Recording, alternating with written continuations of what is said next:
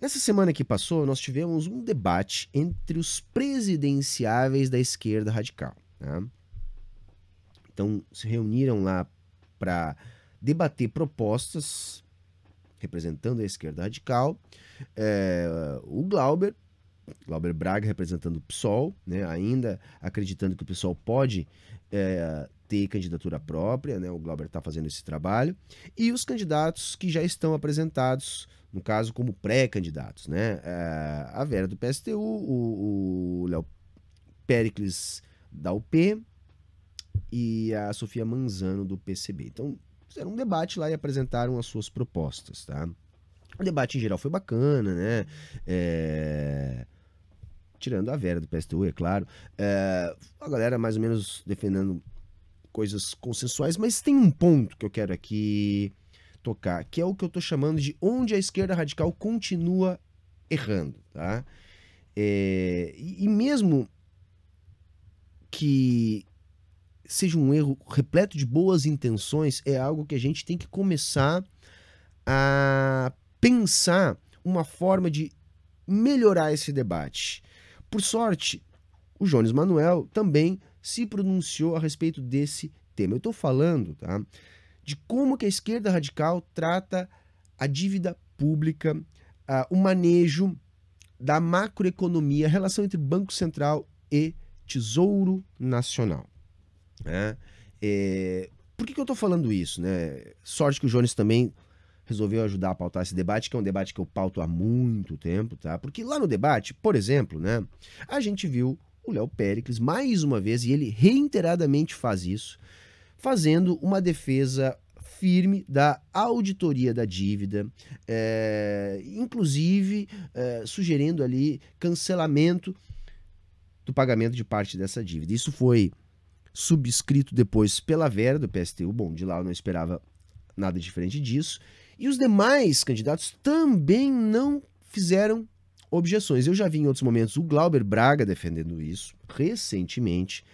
A própria Sofia Manzano não defendeu a auditoria, mas falou também que devemos acabar com as operações compromissadas, né? E inclusive depois eu conversei com ela no canal e tudo, não quis criar polêmica, porque eu acho que é uma candidatura muito valorosa, a gente tem que incentivar, e não é fórum para fazer esse tipo de discussão abertamente, pelo menos com camaradas valorosos, como é o caso da camarada Sofia. Mas se a gente fala, por exemplo, em acabar com as compromissadas, a gente tem que botar alguma coisa no lugar, porque a gente tem que ter algum mecanismo de política monetária. Então vejam, a esquerda está muito perdida e está errando nesse debate, muito influenciada, tá, pela Auditoria Cidadã da Dívida, tá? Aquele grupo lá comandado pela Maria Lúcia Fatorelli, que já tem mais de 20 anos e que vem aí pautando esse debate, colocando coisas assim que nos colocam numa situação muito difícil. Por que nos colocam numa situação muito difícil?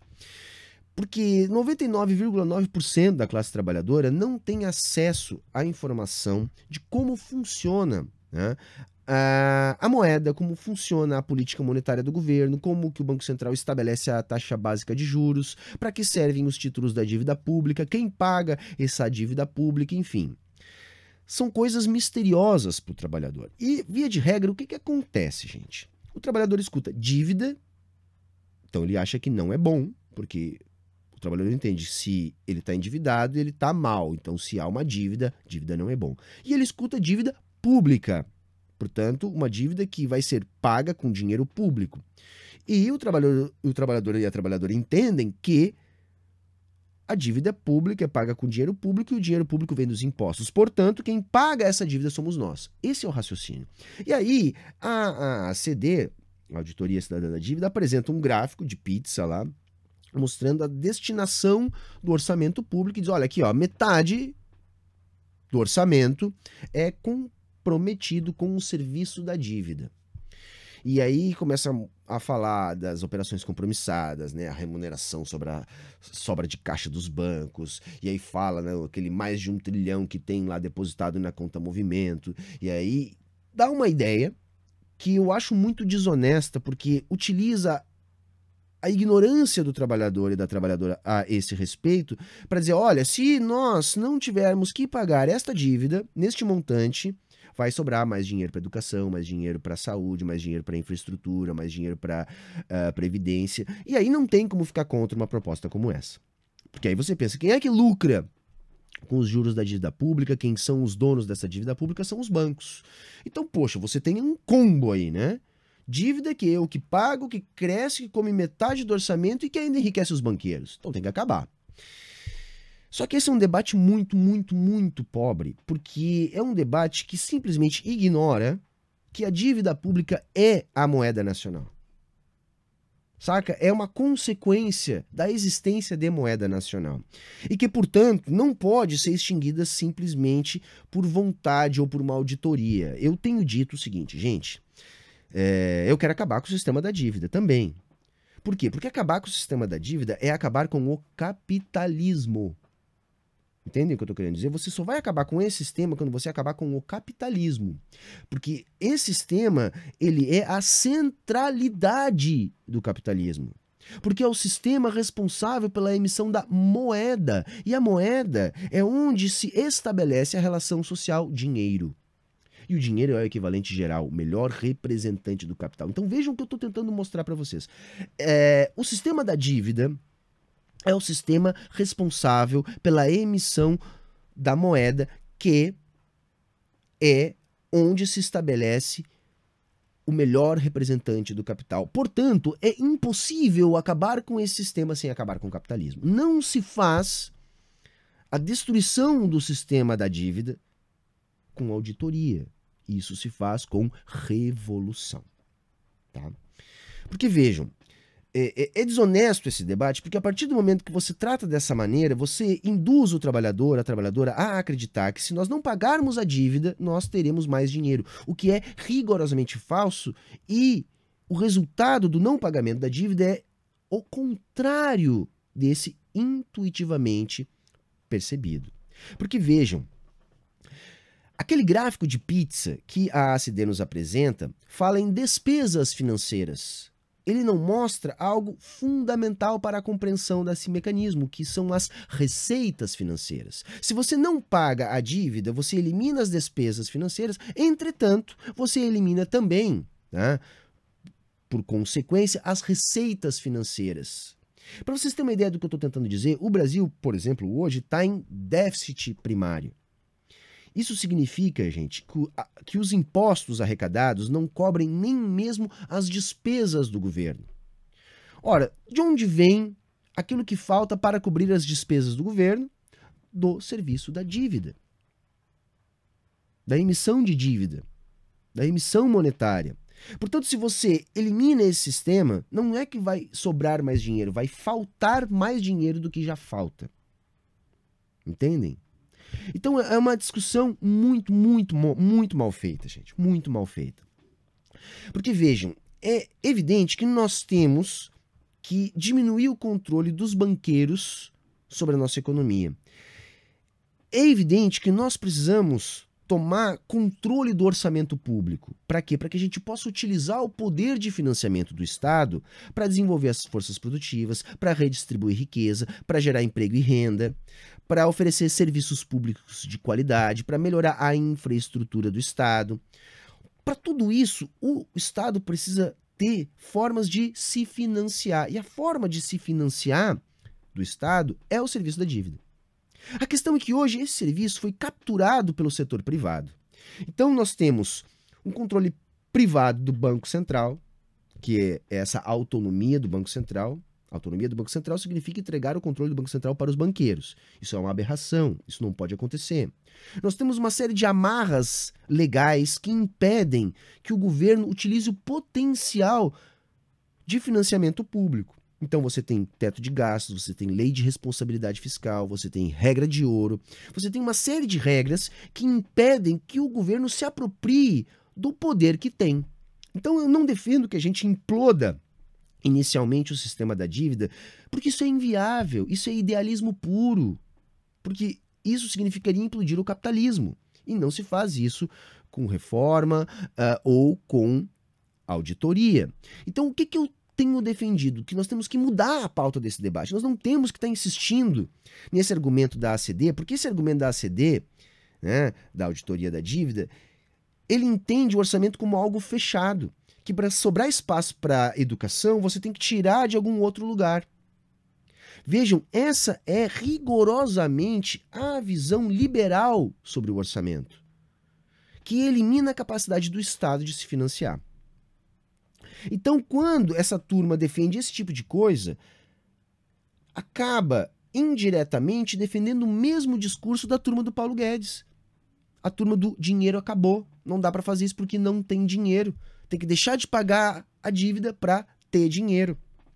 Isso é rigorosamente falso. Então, o que a gente tem que defender? O que seria a forma de pautar da esquerda radical esse debate? Nós temos que pautar precisamos assumir o controle sobre o orçamento público. Nós precisamos assumir o controle sobre o Banco Central. Nós precisamos assumir o controle sobre os bancos. O Brasil tem 5 bancos grandes, 2 públicos. Se nós utilizarmos todo o potencial desses 2 bancos públicos para reduzir spread bancário, tá? Para oferecer melhores serviços, se a gente bomba esses bancos com investimento público e com políticas arrojadas, nós já vamos pressionar os outros 3 ou a abandonar o barco ou a também se ajustar a essa nova conjuntura imposta pelos grandes bancos que nós já temos. Estou falando da Caixa Federal e do Banco do Brasil. Quiçá, a gente poderia comprar o Santander no Brasil, o Bradesco e o Itaú. Né? Pronto, estatizaríamos o grosso do sistema bancário e aí quem lucraria com as operações compromissadas seriam bancos públicos, que teriam primordialmente função social de financiar o desenvolvimento da nação e a vida do trabalhador e da trabalhadora. É isso que eu defendo, que a gente se aproprie desses mecanismos, que a gente elimine essas regras fiscais que só servem ao mercado e à iniciativa privada, impedindo o Estado de fazer o seu trabalho no desenvolvimento. Isso é importante. É importante que a gente domestique o nosso setor bancário. Gente, é o que existe, por exemplo, na China. A China tem um setor bancário altamente domesticado pelo Estado. Vocês acham que lá não há sistema de dívida? É lógico que há sistema de dívida, gente. Porque a dívida é a moeda. E o país tem na sua moeda um elemento de soberania nacional. Por que o FMI impõe restrições à política monetária dos países em desenvolvimento? Para impedir o desenvolvimento desses países. Então você coloca um teto de gastos, você exige um superávit primário, você coloca uma meta de inflação que impede, por exemplo, o crescimento do emprego, e assim você mantém o país subdesenvolvido. Vejam, nós não temos o controle sobre o nosso orçamento público. E é isso que a esquerda radical tem que pautar nas eleições, porque isso é algo plausível de se fazer. Reformas possíveis de serem pautadas. Porque você vai dizer, não, nós vamos acabar com o sistema da dívida. Ah, vocês vão acabar com o sistema da dívida? Nós vamos iniciar uma auditoria de dados que já são públicos, porque é uma bobagem fazer auditoria em dados que estão todos lá no site do Banco Central. Nós vamos levantar isso no Congresso, uma CPI, uma auditoria. O que nós vamos fazer? Nós vamos levantar dúvidas no sistema financeiro sobre o nosso sistema monetário, o que vai, inevitavelmente, produzir um ataque à nossa moeda. Ou seja, se nós fizermos uma auditoria, nós vamos produzir uma desvalorização do real e quem vai sentir isso no lombo vai ser o trabalhador.